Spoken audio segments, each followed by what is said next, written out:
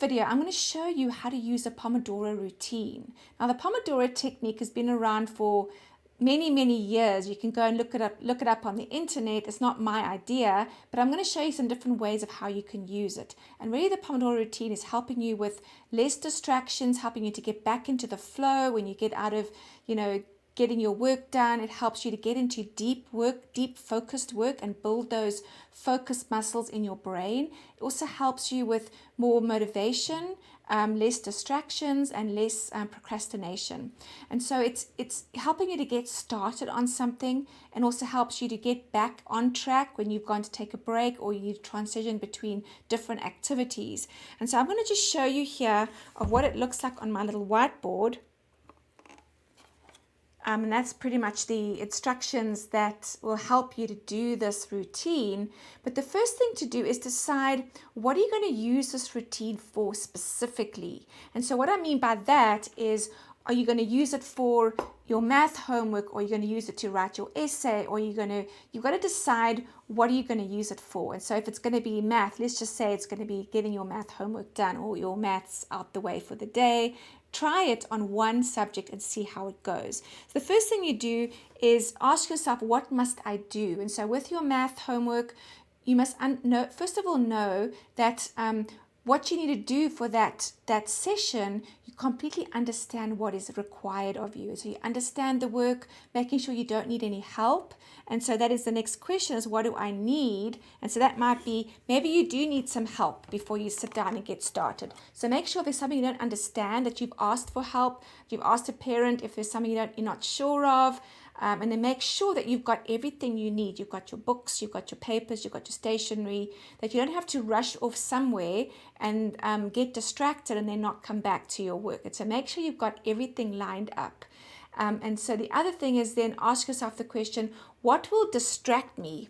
And that's very important, because you might find a desk that is cluttered might distract you. So you want to maybe clean out your desk a little bit, or your phone. Make sure your phone is out the way. It's not going to distract you, because if you're going to get distracted, this routine is not going to be very successful for you, and it's not going to work very well. So that is extremely important, to make sure you get rid of all those distractions. And then make sure you set it all out. If there's anything else you need, maybe you want to take a quick break, grab some water, grab a snack, whatever you need to do to get started, and then you get going. So you set your timer. So you've got to have an analog clock. You don't have to have the same setup as I've got here, but an analog clock is really important because it makes time visible. You can actually see how much time has gone past, how much time is that you still have to go. I wouldn't use your phone. I wouldn't, because obviously that's going to be distraction. And so find some way that you can, if it's a stopwatch or something, that little alarm that goes off, something like that would be very helpful.